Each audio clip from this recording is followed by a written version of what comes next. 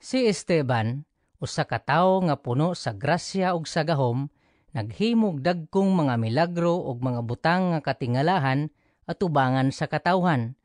Apan may mga tawo nga misupak ug nakiglantugi kaniya. Ang uban kanila, mga Hodeo nga taga Cirene ug Alejandria nga sakop sa sinaguga nga ginganlag mga taong gawas nun, ug ang uban taga Cilicia ug Asia.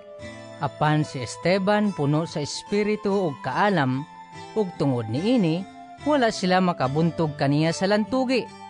Busa sa tago, nanuhol sila og mga tao aron pag-ingon. Nakadungog kami kaniya nga nagpasipala kang Moises og sa Dios.